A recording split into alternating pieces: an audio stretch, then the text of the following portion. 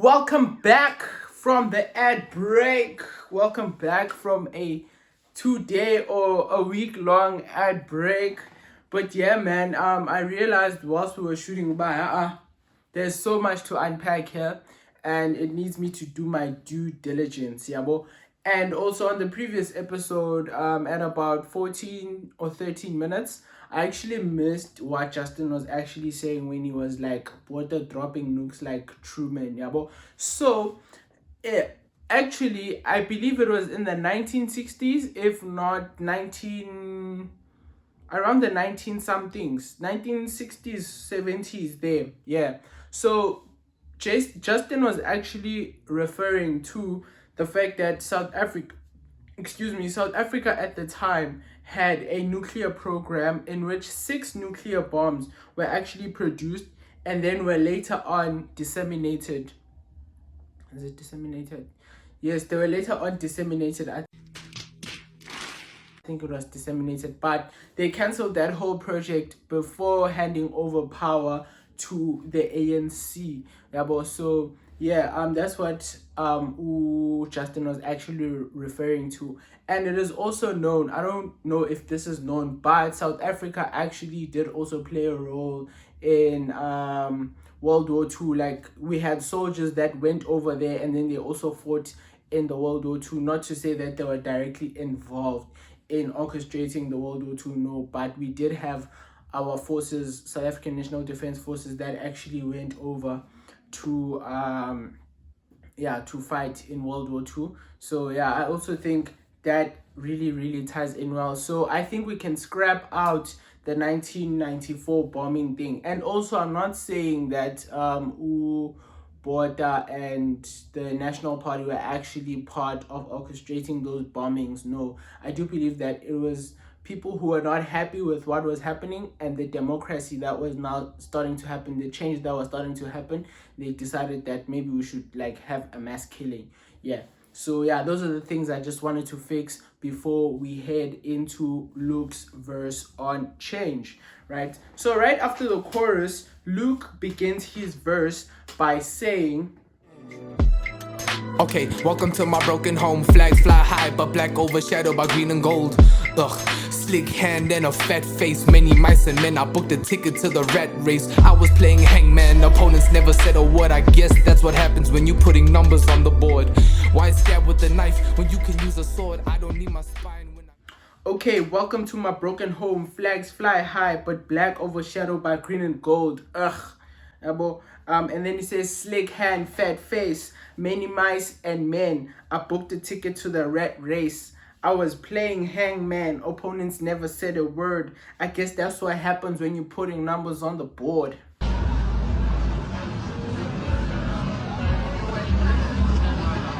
Take it easy, dog.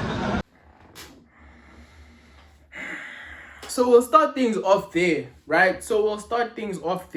And also, whilst I was continuing my analysis, I feel like since the song's name is Change with an exclamation, these people are asking for rapid change and they're shouting that there must be change now, right? So also, I think this can also be translated in how rapid or urgent the verses just start, right? Because Justin came off like guns blazing, just saying, okay, it's coming like a movie, industry's the way they're shooting, right? So right after the chorus, Luke also enters like, okay, welcome to my broken home. It's like they all, you understand? And also Biko in the following verse is gonna go in with, I need an answer, Mongameli, you understand? So it's a thing of, they're coming with the urgency, yabo. So I think that urgency that they're coming in with the verses can also be translated to them saying that there needs to be an urgent change. We don't like the way things are, right?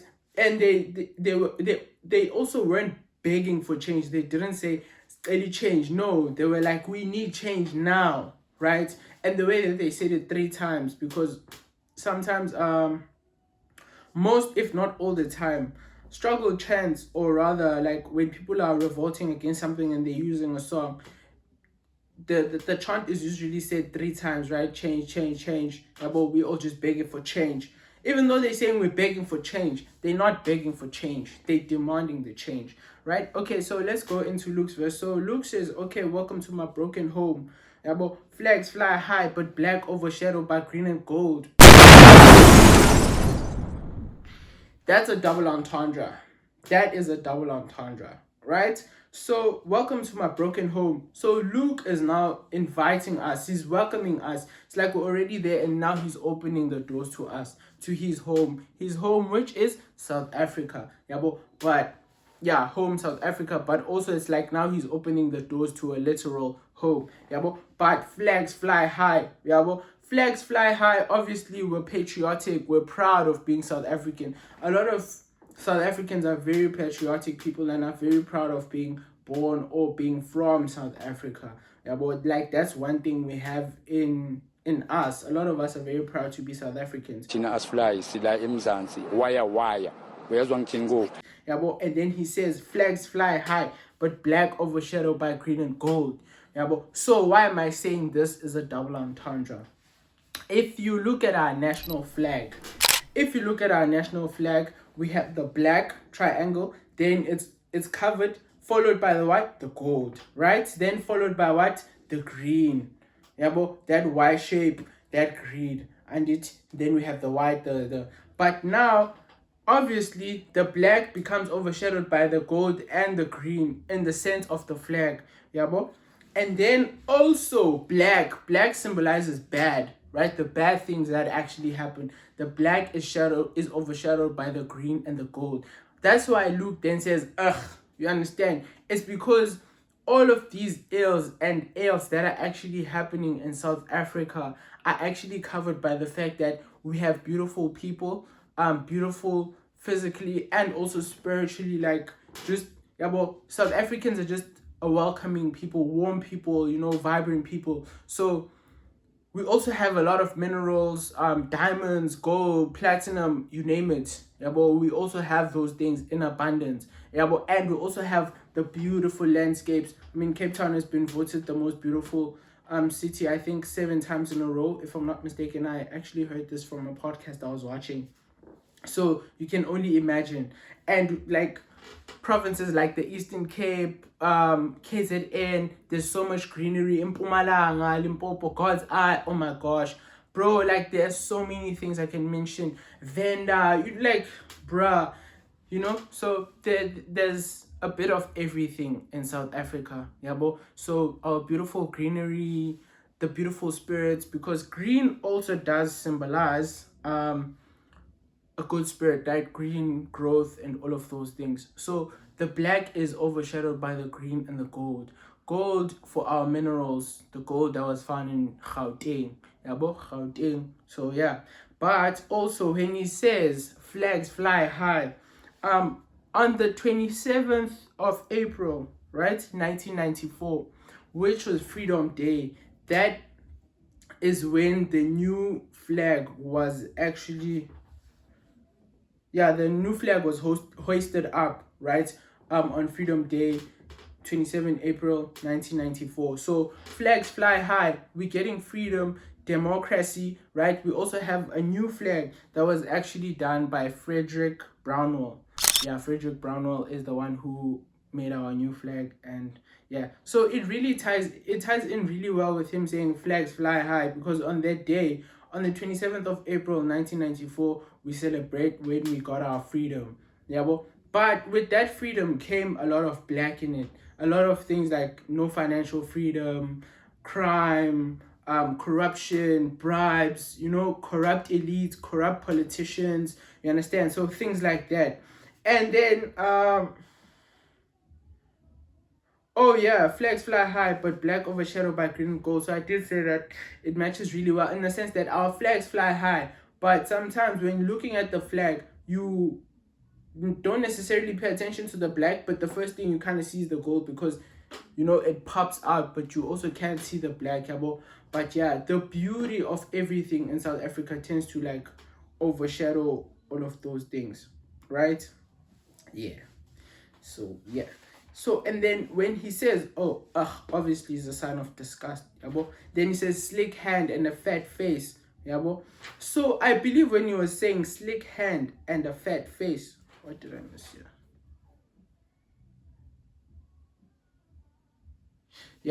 So when he says slick hand and a fat face, I believe here he was referring to the politicians, right? In a sense that they have a slick hand, either politicians or people who are just thieves. Oh yeah, and I wanted to say that him referencing that flags fly high, black overshadowed by green and gold. Yeah, but that also then takes us back to what I had said, that this album is probably set in post-apartheid times, 1994, early 2000s, and how the youth actually tackle that, and how we maneuver through things like that. Luke hasn't gone into what the black is, but so far he has just showed us that he has just plainly said that the black is overshadowed by the green and the gold. Yeah, well, okay. Slick hand and a fat face. So I believe here he was talking about politicians or people who just rob in general, right? There's also things like the BEE where people get tenders, but people don't do their due diligence with their tenders and actually don't provide services that can last people for a long time. But the one thing that they're looking at is to quickly is a quick cash grab, get money, get out, right? And yeah, man, like they just don't do things up to par, and then years after that, people get fined, people get caught, corruption, you see, things like that. So slick hand and a fat face, it's like, okay, we see you stealing, you claim that you're not stealing or you're not doing the wrong things, but now you have a fat face. So all of those things that you're doing are actually showing on your face. That's what I believe that line was saying, right? Because when you eat a lot and you act like you're not eating, you stay quiet, somewhere, somehow, it's gonna show. Your outside always reflects what's going on inside. Yeah, well, that's what they say. That's what people are saying. So that's what I believe this line meant.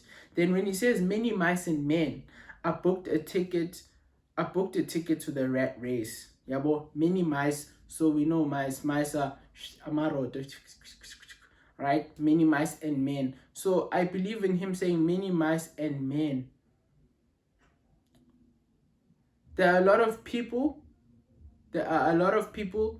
who are mice, literally running, and then he says, I booked a ticket to the rat race. So here he's claiming that he also booked his ticket to the rat race, meaning that he was on the chase for cheese. Yeah, but many mice and men. So everyone in South Africa is on the chase for money. Everyone is trying to get that guala, trying to get that cheese. Yeah, but so yeah, a good example of this is probably in number if you're looking for a good reference on what maybe cheese is.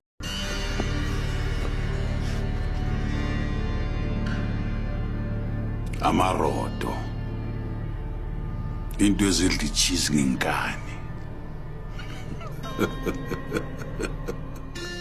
But I think everyone knows many mice and men. So I also do think that with many mice and men, maybe like there are a lot of mice and there are a lot of men who are actually controlling the mice, where the mice should go and in which way you understand, things like that. Because the man, usually like people who are bosses and people who are on top of other people, are referred to as the man. Yeah, well, many mice and men. So there's a man who's actually controlling all of these mice who are in the rat race. Yes, who are in the rat race and on a path to getting the cheese. You understand? Then he says, I was playing hangman, opponents never said a word. I guess that's what happens when you're putting numbers on the board. Like, at first I didn't understand this line. Then I asked my cousin and my friend, man, what do you guys think of this line?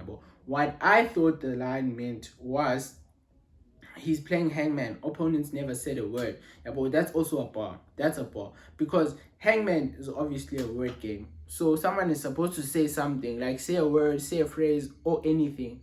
You understand? So opponents never said a word. So my interpretation of this, then was like, I guess that's what happens when you're putting numbers on the board. My interpretation of this was, hangman is a word game, right? So hangman is a word game. Forgive me, I won't remember verbatim what I actually said, right? But hangman is a word game. So if you're putting numbers on the board, inadvertently you're breaking the rules, right? So you're basically breaking the rules and no one is actually saying anything about that. But also at the same time, it's like when they say you're putting numbers on the board, obviously you're winning, you're doing the most, right? So your opponents aren't saying anything, you're also breaking the rules. Yeah, but then my cousin did say that because he was basically what did he say? Yeah, like I'm putting numbers on the board, so he's winning so much that people then can't say anything. Basically, they just, he's beating his opponents, so his opponents can't say anything, and in turn they can't hang him. Yeah, but that's another thing I actually thought of. I was like, okay, but Luke is putting numbers on the board, and on Go Hangman, if you put in the wrong phrase or the wrong letter, you could actually get hung for that. Yeah, but his opponents aren't saying anything inadvertent. He's winning. Yeah, but he was just saying he thought, and he also referenced a Pusha T song where it was like, if you're putting numbers on the board, no one's gonna say anything because you're a winner, right? Like if you're winning, no one's gonna say anything. Your opponents are gonna keep quiet. You're shutting them up with just you winning. And yeah, so I also think with him saying putting numbers on the board, he was also in a rat race to getting the cheese. So he's probably getting the cheese. Oh yeah, and my friend also had the same analogy that he's beating his opponents, right? That's why his opponents are not saying anything and they're actually not hanging him. Yeah, so yeah, I don't know if I'll play the VNs in but I'll probably just put the one VN. I'll just probably put in the one VN. Yeah. Or I'll just alter their voices. Hopeful, yes I am hopeful for today. Take this music and use it, let it take you away. And then yeah. So Luke is basically saying he's beating his opponents in this rat race. He's winning, he's putting numbers on the board, he's probably racking up some cheese. Yeah. And then he continues to say, why stab with a knife when you can use a sword, right? I don't need my spine when I've got my fucking vocal cords. Bruh. Then he continues to say, my democratic prisons coursing blood of apparitions. Oof. Rains it pours, weather the storm, remain in these same conditions. In those same conditions. Bro. Okay. So now let's start from there. Yeah, why stab with a knife when you can use a sword? Swords are known to be sharper, more effective, and more cutthroat than knives, right? And also they have a longer reach compared to a knife. For you to stab someone with a knife, you actually have to be in close contact, right? You have to, but with the sword, you can, like, just from a distance. For example, maybe this is your handle and your sword is at long. You can just, you understand? You can. So yeah, why stab with a knife when you can use a sword? If you have a better weapon, why not use it? You understand? And also, this is another double entendre, dog. Double entendre. Why? Because when he says, why stab with a knife when you can use a sword? What is the tongue usually compared to? The tongue is usually compared to a sword.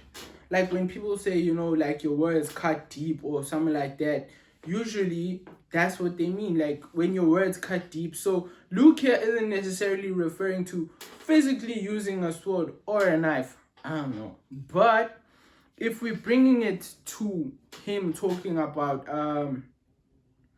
just inciting change, and him already saying that I don't need my spine when I've got my fucking vocal cords. So we already know that he's actually talking about his tongue, because they do say that the tongue is mightier than the sword. Is that what they say? Yeah, I do think that they say that the tongue is mightier than the sword.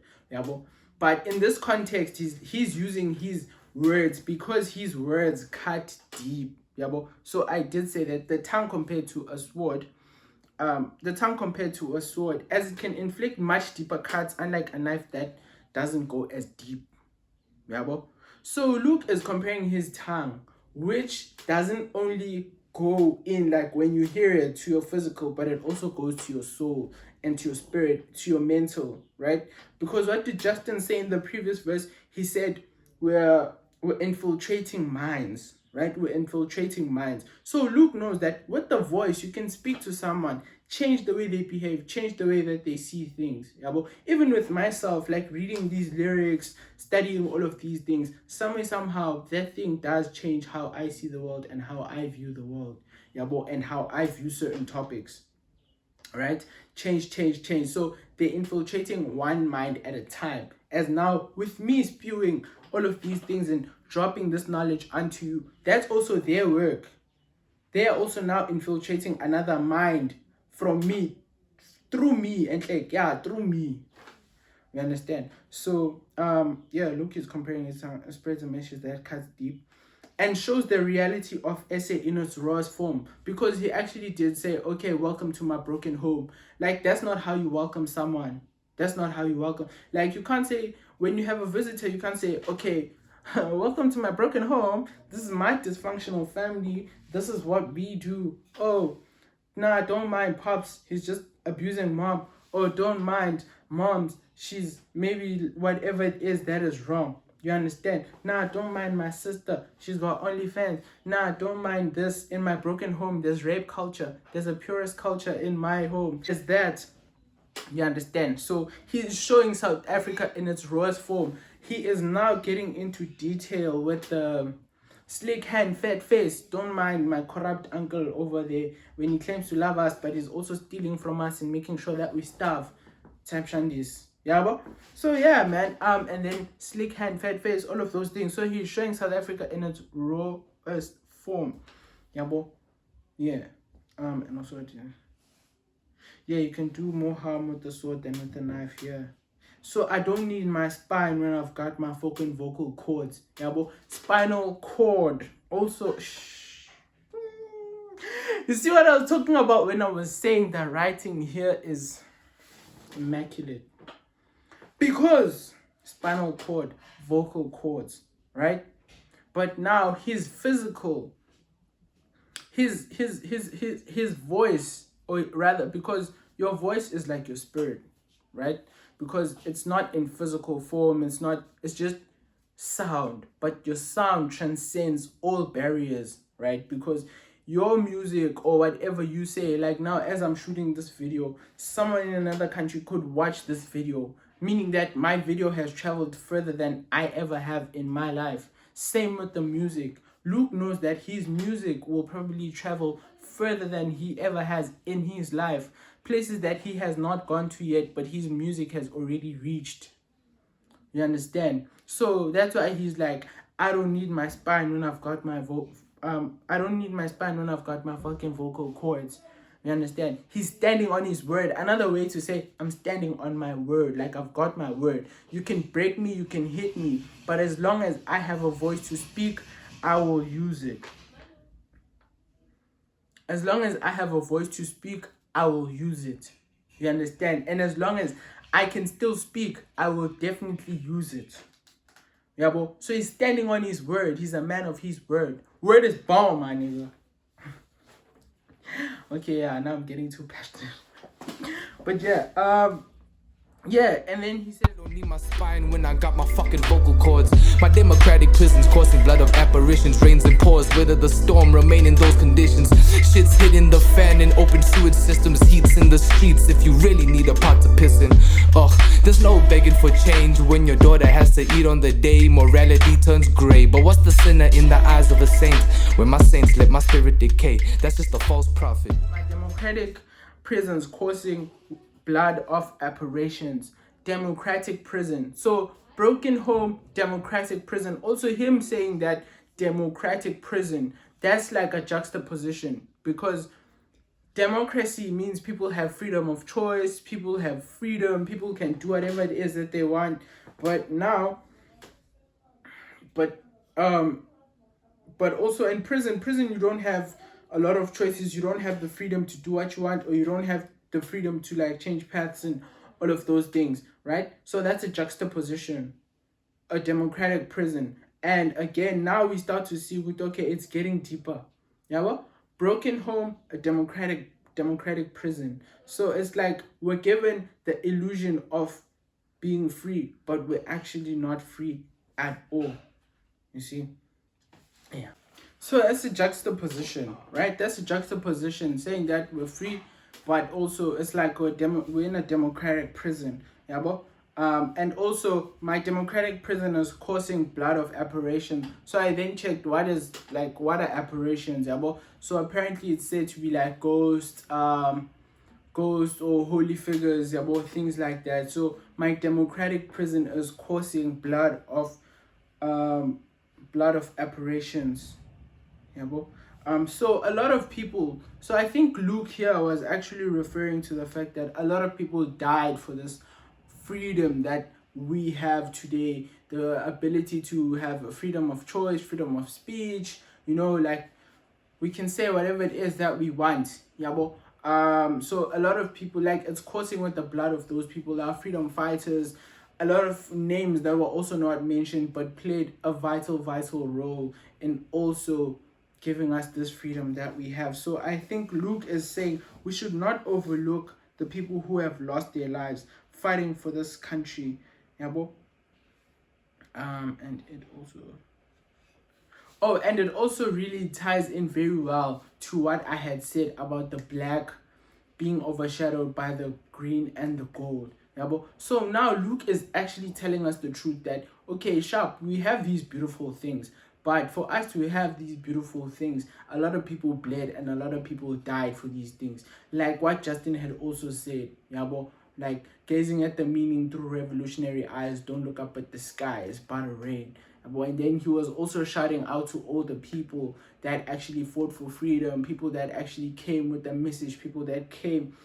Yeah, but so now Luke is actually going deeper and deeper and deeper, showing us this dark, like he's unraveling the dark to us now as an audience, because we are privy to what we are told or what we are shown maybe on the news,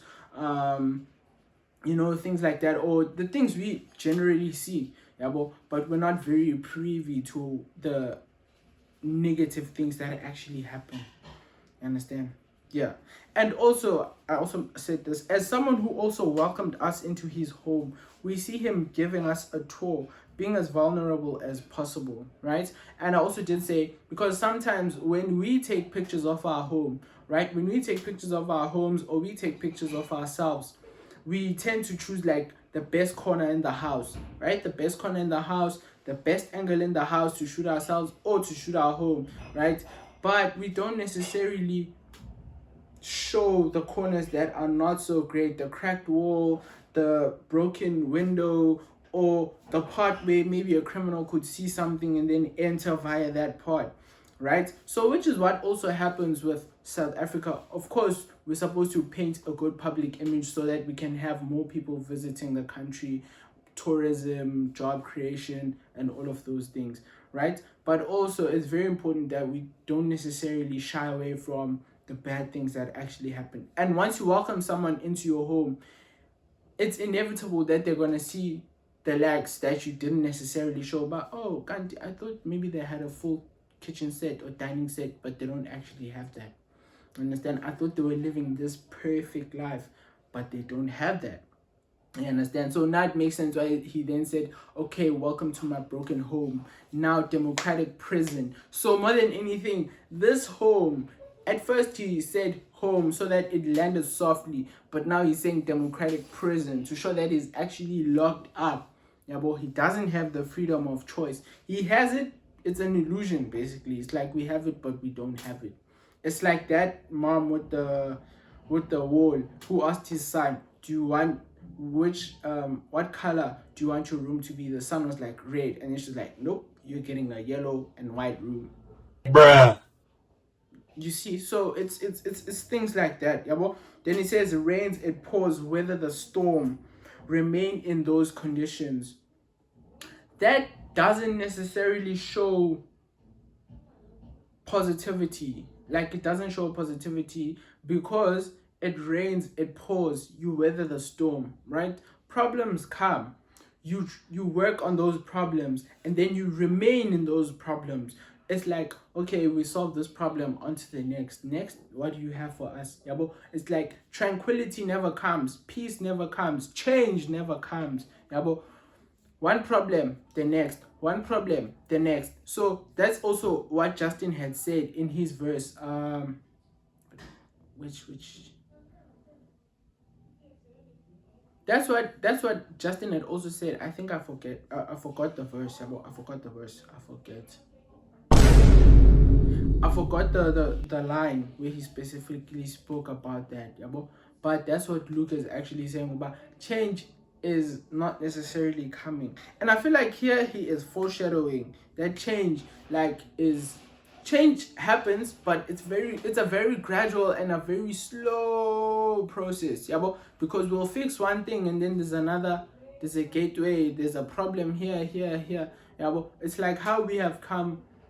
I don't know if we've come far with discussing topics such as homophobia, and because from topics like that, things like people being performative about being aware of homophobes and knowing more about the community, we also have people now who perform and act like they understand that, then they don't understand that. So now you also have to deal with those people again, try to, exclude people like that from the community. Have people who, even with like religion, we have people who are really, really firm believers, but then you have to again deal with the frauds. So it's like, even with politicians, corrupt officials get caught, and then there's another one who comes in to then cause the same problem again. So it's like that. So rains it pours, weather the storm, remain in those conditions. So problems are always, a part of life, and in a sense that we don't necessarily see that Luke says it gets better or there's sunlight after that. He says we remain in those conditions, meaning we are constantly faced with problems and battles in this country or this place that we call home. And now the album, as I had said, that from track 5 going down, it starts taking a dark turn. I do think that it is slowly going in there because we're in the second track, right? We haven't gone to the third or the fourth, but we're in the second track. But now it's like they're foreshadowing what's gonna happen. And Justin did say, don't look up in the sky, it's about to rain. So I don't know if he was saying it's about to rain with problems, as I had said also in the first episode. It's about to rain with problems, or it's about to rain with change. There are more problems that are coming. Because Kendrick had also said on Damn, sinners on the way, winners on the way, motherfucker, I got winners on the way. You ain't shit without a body on your belt. You ain't shit without a ticket on your hand. Oh, then he said 9 is up, 10 is on the way. Then he said, 10 is on the way, sinners on the way. So it's like things are about to get worse. You understand? And now that's what Luke is saying. Yeah. And then he continues to say, shit's hitting the fan in open sewage systems. Heat in the streets if you really need a pot to piss in. Oh my God! There's no begging for change when your daughter has to eat on the day, right? True, dog. Morality turns gray. But what's a sinner in the eyes of a saint? When the saints let my spirit decay, that's just a false prophet. That's what I'm talking about. This shit means something to me, man. I don't think there's anything else I need to say, right? Yeah. So shit's hitting the fan in open sewage systems. So here he's referring to that, like, things are hectic in his broken home, his democratic prison. Things are bad, right? And the more we progress with this verse, things just keep getting worse. Things just keep getting bad, right? Showing how this change maybe is gradual in that it's becoming better, or it's just becoming darker and darker and darker, because with Justin, it opened with a very let's fight for change, let's go, like never bleeding, you know, very corrupt officials, don't. They're showing us all of these things, like okay, we can see it. But now it starts taking a dark turn, like it's getting serious.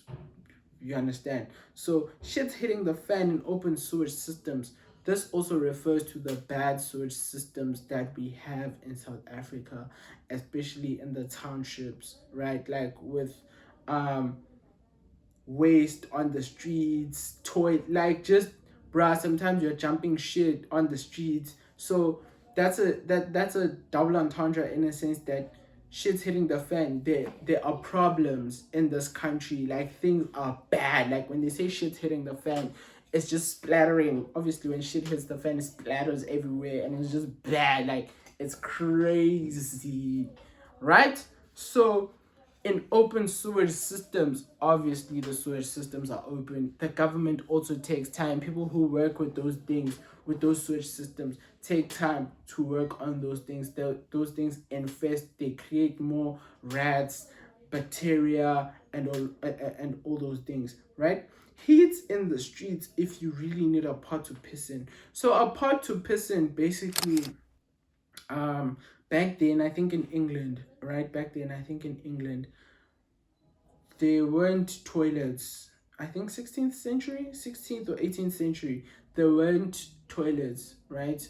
Toilets hadn't been manufactured yet. So people who had a bit of money and could afford, had pots that they could take a piss in, and then throw out. I think some of them, apparently from this other thing I read, I don't know if it's true, some of them used to take that piss and then sell it, right? And also I think the water was really, really bad. I think the water was really bad or something, but they used to sell it so that cats could drink or people could drink that piss, right? So yeah, heat in the streets if you really need a pot to piss in. So if you want to make money, if you want to make guap, if you want to make cheese, go outside so that you can get that money, so that you can afford a pot to piss in, right? And also this ties in really well. Like I like how, and I also forgot to say that I love how when he said I booked a ticket to the rat race, many men, many mice, I played hangman, the opponents didn't say anything. The play on the theme, the game motif, right? The gaming motif, the game theme, and all of those things. So yeah, that's, I just wanted to commend him on that. That's really, really dope.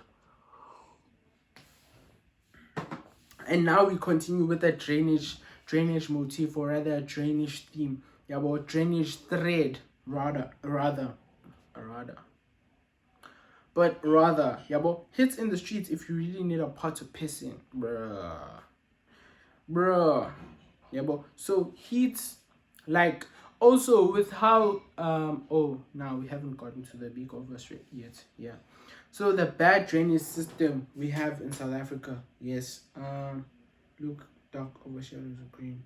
Yeah, you see, and how he says shit's hitting the streets. That shows you just how bad things are, dog. Like now we're getting a really, really, really bad picture. More than anything now, the black has just overshadowed that whole flag. Like it is just overtaken everything. Like it has just covered that whole flag, right? The green, the white, the red, the blue, the yellow. Like it's only black now, right? The flags are flying high, but that thing's just a facade. This is the real picture, my dog. This is how it goes on in the bad, right? Go hustle if you want to make money. And the combination of heat, guns, or drug, like heat's in the streets, heat, like there's heat in the streets. Yeah.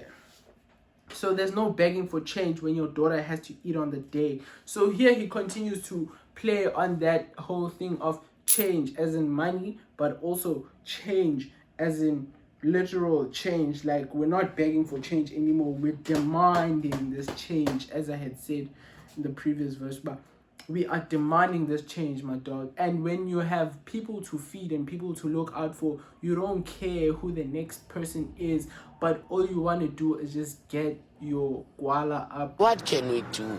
Only money that I want. And to hurt people? Yeah, the people, I will show you with your last you born. talkative. If you don't want to give me a man, I will show you with your last born. Took him to shower or to the hot shower. I like to show you there I want money. Or to the oven, micro oven. I put him like this to the oven. Then you see I want money. You wanna give us? You never give me. You never give me. Get your cheese up so that you and your people are safe, right? You and your people are good. Yeah, but we don't ask for freedom, we take it and we demand it, right? And then he says morality turns gray, right? So also here, I like how he says morality turns gray, because morality is known to be very pure.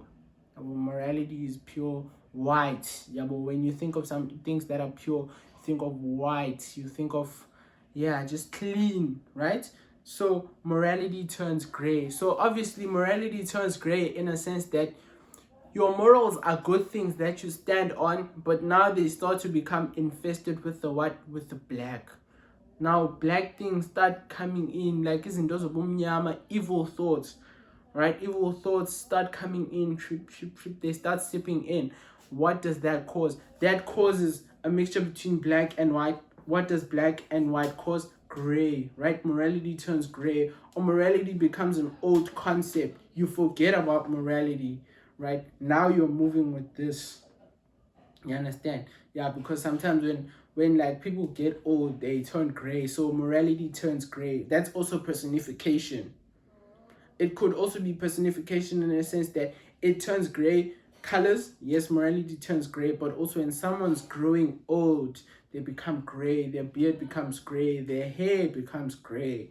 Yeah, so yeah, morality turns gray. But what's the sinner in the eyes of a saint?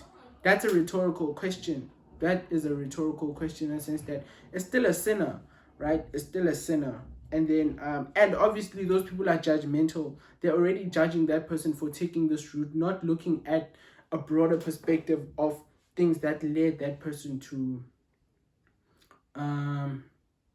doing the bad thing that Luca's actually talking about, right? These people have people to feed, but now people who rely deeply on on religion, people who rely deeply on religion, people who are religious don't necessarily, I would say in this context, they are not looking at a broader perspective of what led the person to do that, right? I think Umama Laki also on Jerusalem was like, Laki, yeah, and Laki was on his path to, like, he just wanted money. So, which is something that a lot of us go through, like, we break rules and no, I don't break rules. I'm a very good kid. I'm a good kid in the mad city. You know what I'm saying? But yeah. So yeah. But Lucky went on to become a criminal. Lucky went on to just, go and get his guala up. Ended up having the things that he said he wanted in the beginning. Yeah, so yeah. When my saints let my spirit decay, that's just a false prophet. Because, like, in the Bible, they always say that, the Bible always says that Jesus left the 99 sheep to go and look for the one that was lost. Yeah, for that one that was lost, so that he could make them whole. Yeah, but saints that we have this day, the one thing they will do is metaphorically just throw stones at you, judge you, and not try bring you back gahle and just speak to you. You understand? Like, just, like, no man, like, maybe there are other avenues in which we could try this. Maybe we could help you like this. Maybe we could. But the first thing that they will do is they will use you so that they will vindicate you, so that they can feel better about themselves, that, okay, I'm a true Christian because I'm not doing this, or I'm not doing that. Oh, damn. It's like that mini series that just released recently, Impact. So this lady goes and she's like, she robs a G4S where she was working so that her child can get cured of cancer and all of those things, right? Because she's been asking people. So yeah, this is a great example.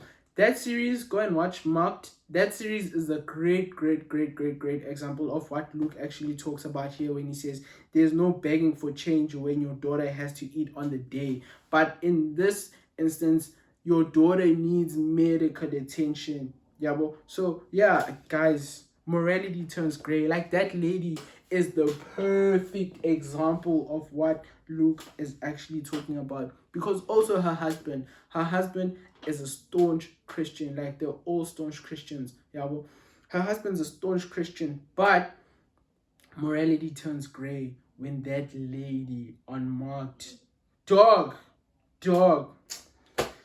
why didn't I think of this? But yeah, I just thought of it now. Yeah, but when my saints let my spirit decay, that's just a false prophet. And yes, and Kabomo plays the role of, in Marked. Okay, I'm sorry, I'm gonna spoil it, man. Kabomo plays the role of a pastor, right, in the congregation. There's a girl, Umpo, from House of Judah. I'm sorry, I don't know her real name. Her name in that story about Bad Umpo from House of Judah. So apparently her dad left her with an inheritance. She ate all that money up. Then she goes to the pastor and she tells him, hey dog, like, I need this money, wada. She uses her charm. Then he gives her the money. But when Ulratom Velas, I hope I get that right. Usis Umamule Ratom Velas, right? Yeah, Umamule Ratom Velas goes there, right? And when she goes there and she asks for the money, Bab Kabom was like, no, I can't give you the money. Right? And she's like, what? Yeah, but then the husband takes the money, dog, and then he donates 21,000 rand to the church. Yeah, but also in the end, okay, I'm not gonna do that. He donates 21,000 rand. Yeah, but so the lady's angry at, like, okay, she even goes to her boss and she asks him, yo dog, can I get like a loan so that I can just help my child with her cancer? And then this dude is like, no. I think she starts making plans to steal the guap. Yeah, bro. So this is the perfect situation. So in that movie, or in that mini series, Pastor Gabomo is a false prophet. He is a false prophet in a sense that he lets Umamleratom Velas's spirit decay. Yeah, but he lets her spirit decay. You understand? He lets her spirit decay because she needs help, but she lets her spirit decay. Yeah, but and if when season 2 comes out, if he finds out that she was actually responsible for that crime, I'm sure of it, he is definitely going to judge her when he didn't even offer her help. Even the husband as well judged her for doing what she did without also looking at the broader perspective. Yeah, bro. So yeah. And that is Luke's verse. Then do we go into the chorus? Yeah, then we go into the chorus. Change. We all just begging for change. Yeah, bro. Yeah. And now let us go into Biko Mac's verse.